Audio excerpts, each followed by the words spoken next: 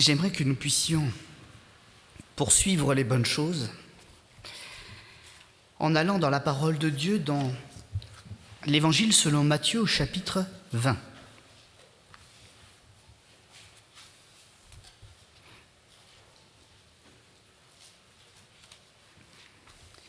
Il y a encore quelques chapitres après celui-ci, puisque dans la préparation du rédacteur de ces témoignages, sous la conduite de l'Esprit, des choses sont mises en relief. Nous ne sommes pas encore à la fin, mais nous voyons la prévenance du Seigneur qui est déjà en train de préparer le cœur de ses disciples à prendre le relais pour travailler sur cette terre. Nous ne sommes pas donc juste sauvés quand nous venons à Jésus-Christ, mais nous sommes sauvés pour un dessein de Dieu bien précis, un projet de Dieu bien précis, qui est de le servir en commençant aujourd'hui sur cette terre, et ensuite, dans l'éternité, nous continuerons à le servir. Et le texte de Matthieu, chapitre 20, à partir du verset 25, nous dit ceci. Jésus les appela, il appela donc ses disciples et dit : « Vous savez que les chefs des nations les tyrannisent et que les grands les asservissent, mais il n'en sera pas de même au milieu de vous.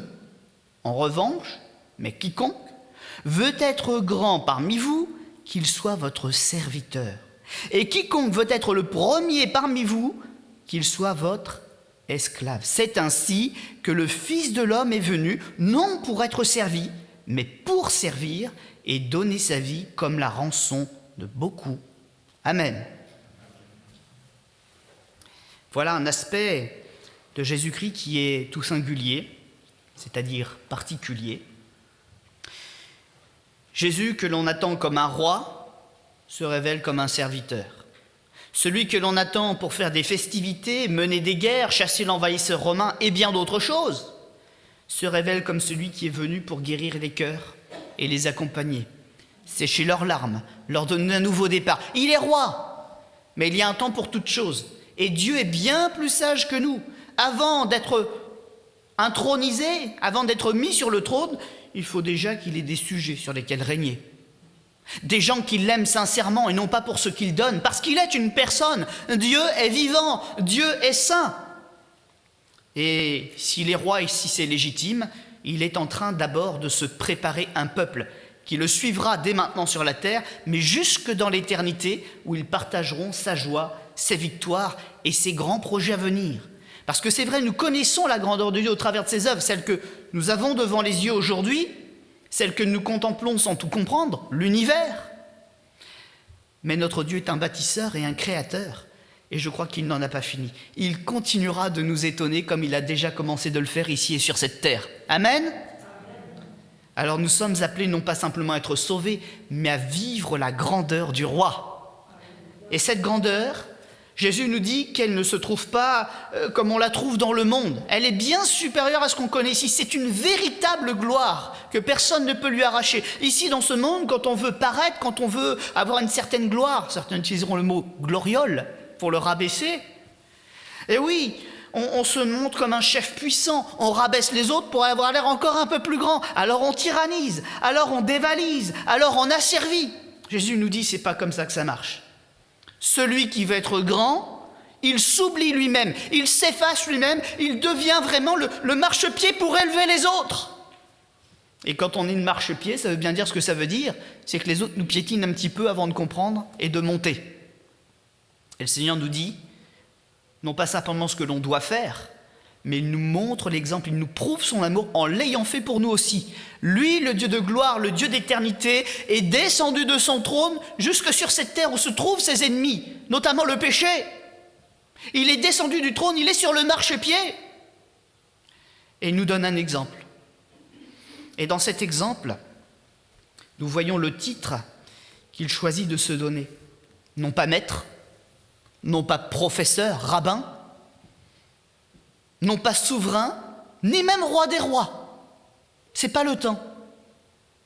Il demande à être considéré comme un serviteur de Dieu, afin de nous prouver, de nous montrer que nous aussi, quand nous sommes appelés à nous lever pour Jésus, pour servir Dieu dès maintenant et sur cette terre, dans la poussière de ce monde, c'est possible. Non seulement c'est possible, mais il y a des victoires extraordinaires à prendre et des choses extraordinaires à faire pour notre prochain. Jacques, l'apôtre Jacques, l'apôtre Jacques, pardon. Un peu de mal. Le dira, montre-moi la foi sans les œuvres. C'est pour dire que ça n'existe pas.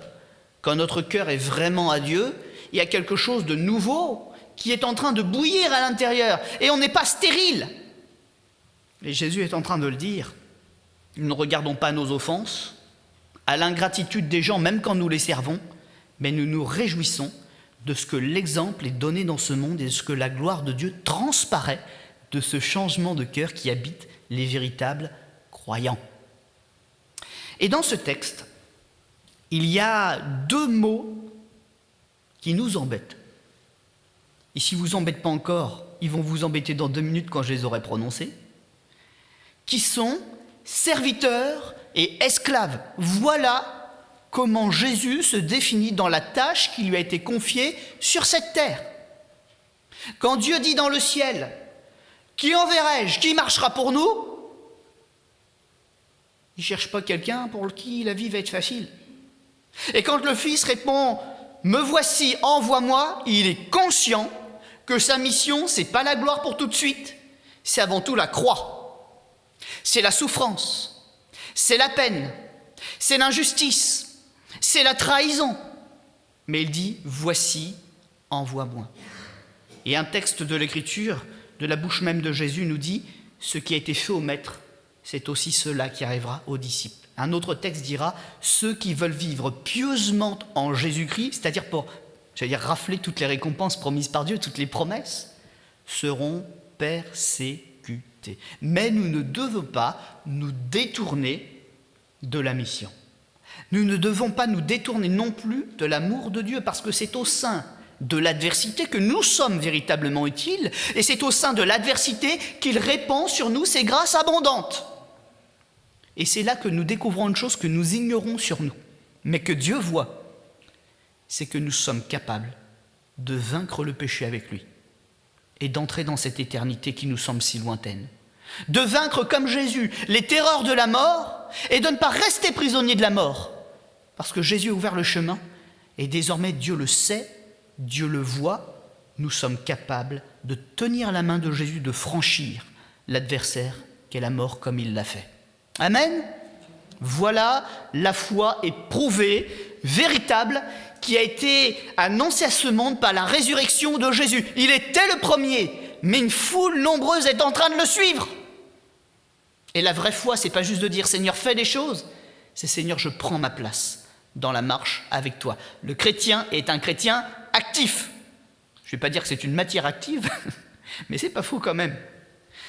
Et il y a des armes pour nous qui reflètent ce dynamisme. La Bible nous dit que la prière du juste a une grande efficacité.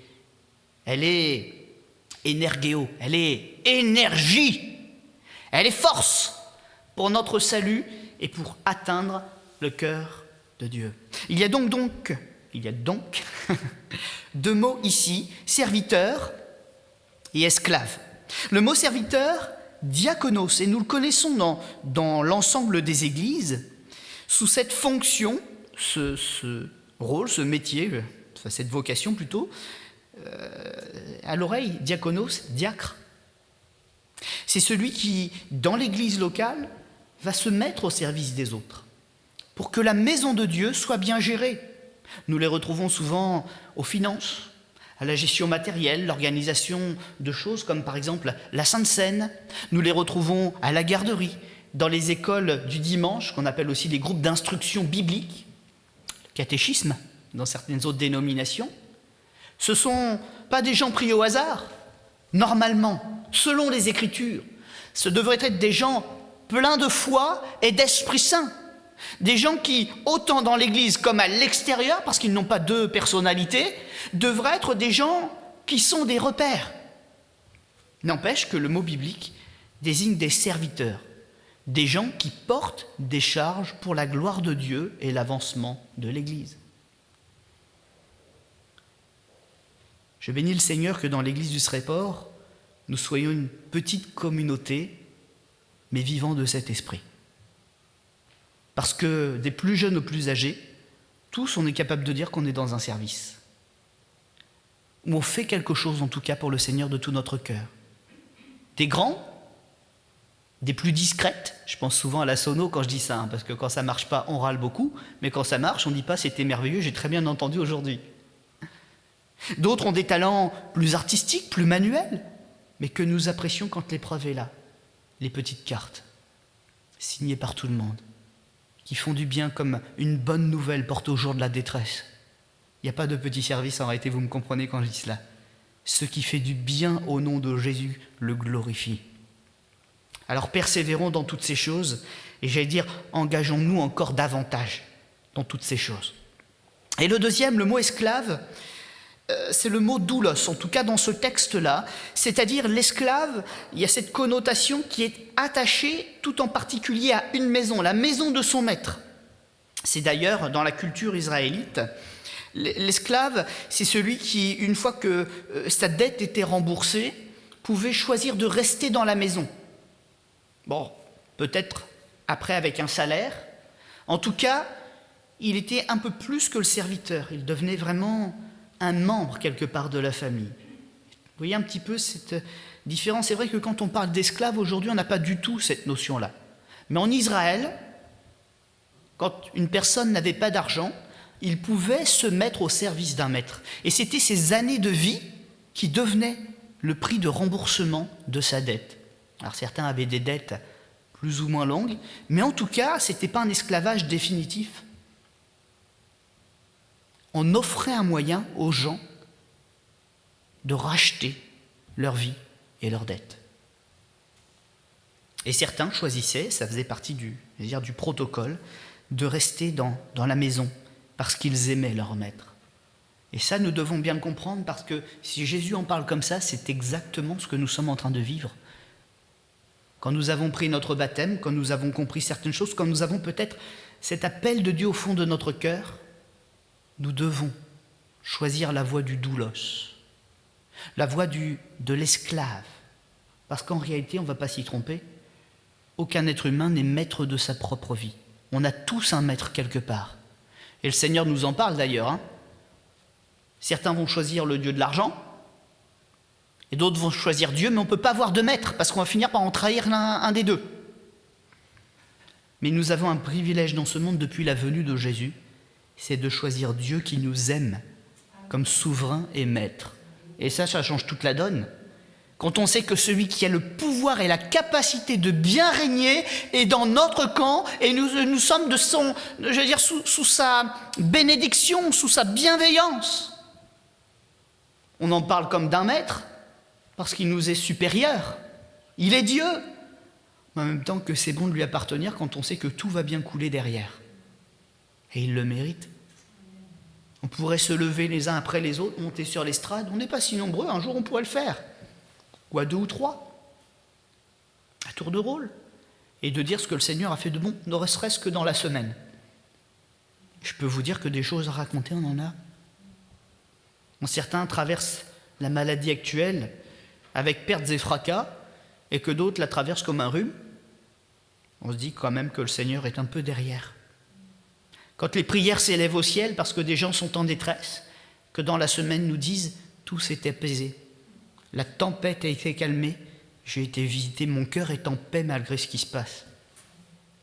Quel Dieu merveilleux sur la terre pourrait être semblable à Jésus-Christ pour faire cela? Aucun. Aucun.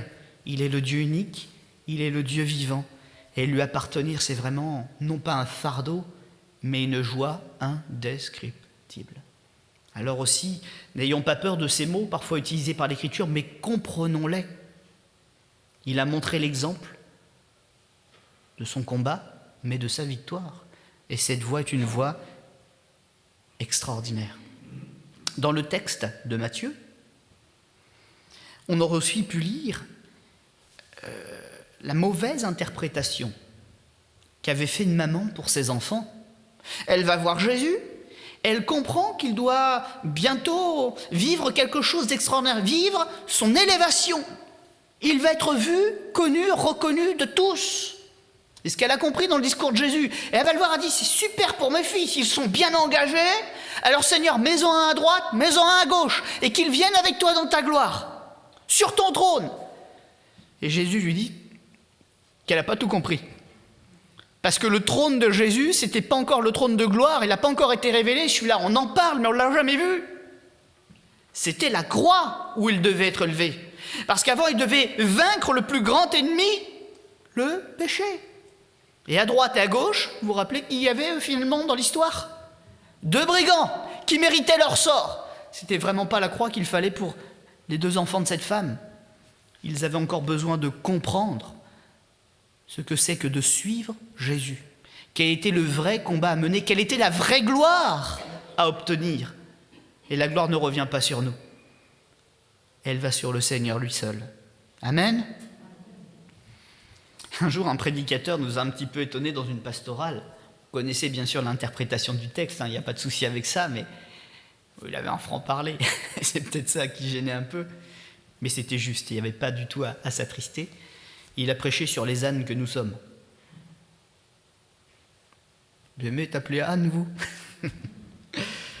Mais quel bel exemple il a pris. Ce petit ânon qui a porté le Seigneur le jour de sa venue comme roi et maître à Jérusalem.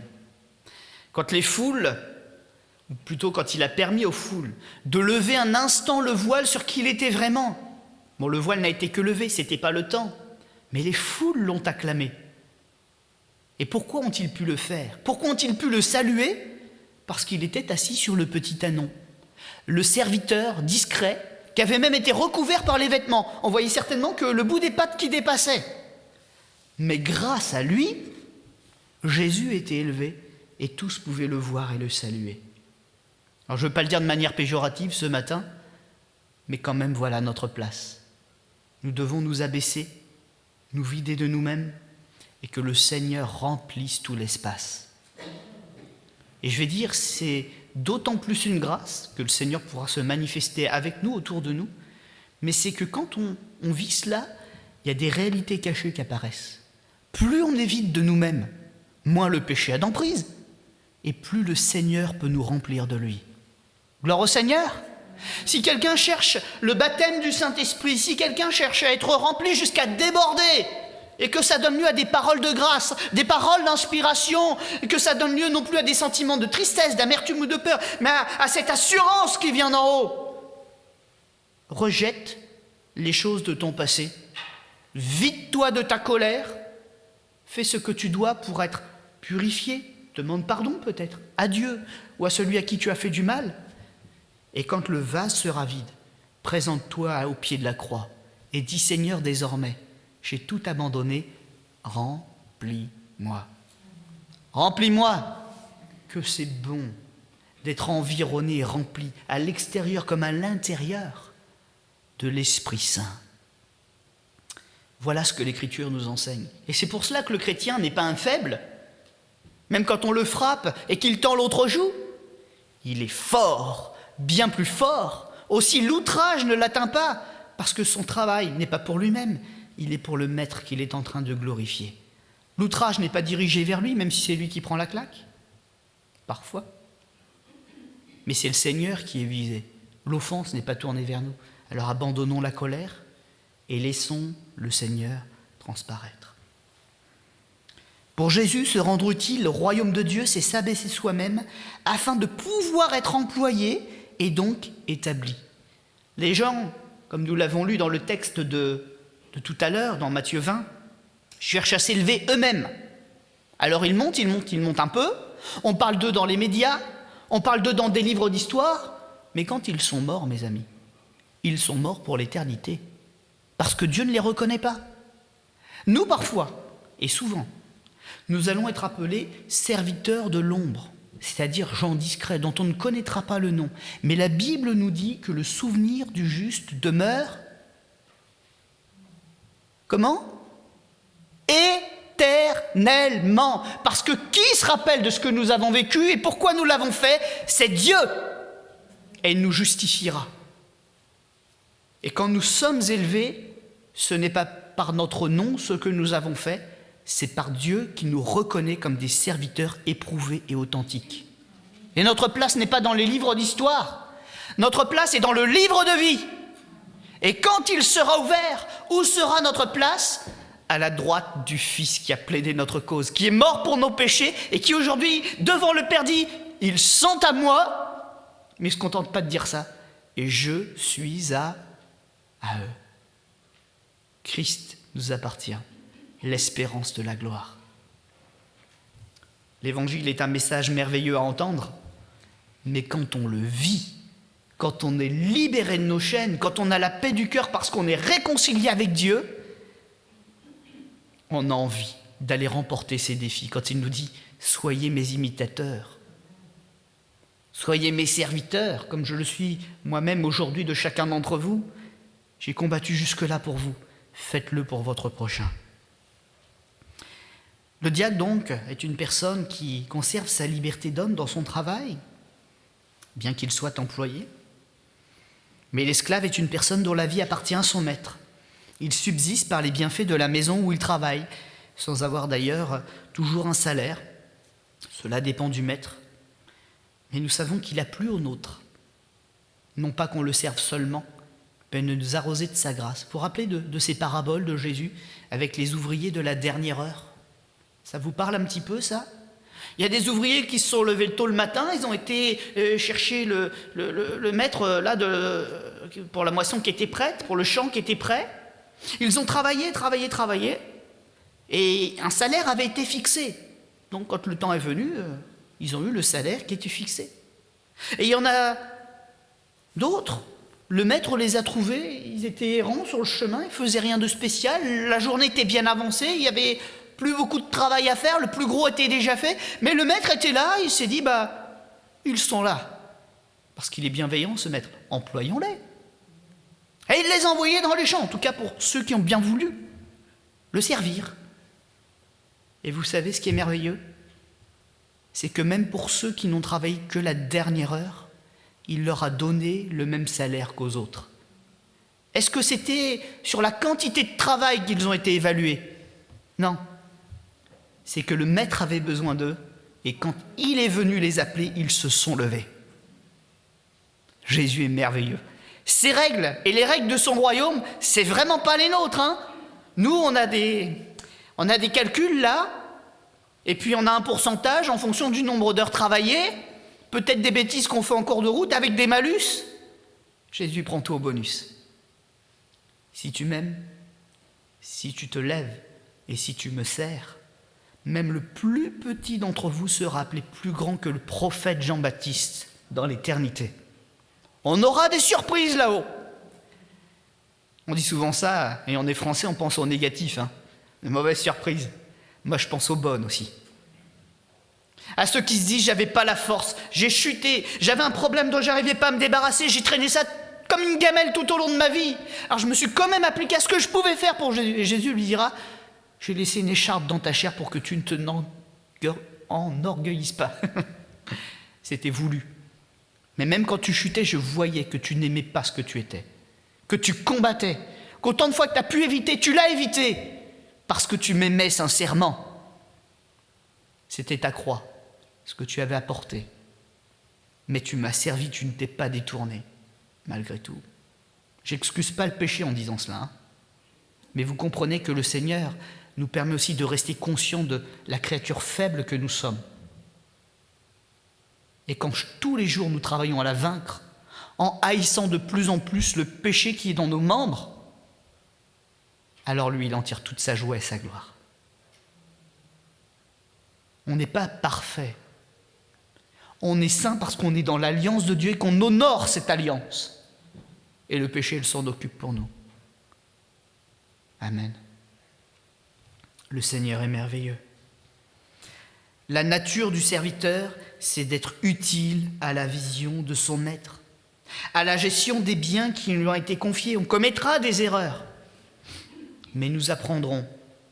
Et c'est cet état de cœur qui sera approuvé de Dieu. Je serai donc maladroit Il est faux de comparer aussi les différents serviteurs. Nous avons tous reçu des choses différentes, des talents naturels et des talents spirituels différents. Nous sommes appelés à des œuvres différentes. Et est-ce que vous savez comment nous serons évalués au ciel ? Je ne parle pas des mauvais et des bons, je parle de tous ceux que le Seigneur aura reconnus comme des élus. On comparaîtra devant le tribunal de Christ, qui ne sera pas un tribunal pour nous juger, mais simplement pour mettre nos œuvres au clair, voir ce qu'on a fait pour lui. Est-ce que vous savez quelle est la mesure, quel est l'étalon, le poids qu'il va utiliser dans sa balance ? C'est la fidélité. Et ça, on l'a tous. Alors utilisons-le. Soyons fidèles pour rembourser celui qui est fidèle avec un F majuscule. Vous vous rappelez les textes de l'Apocalypse quand il vient dans sa gloire ? On ne parle plus du temps où il est serviteur sur la terre, mais où il vient pour reprendre ses droits. Fidèle et véritable. Voilà le nom sous lequel il va revenir en tant que souverain et conquérant de cette terre. Fidèle et véritable.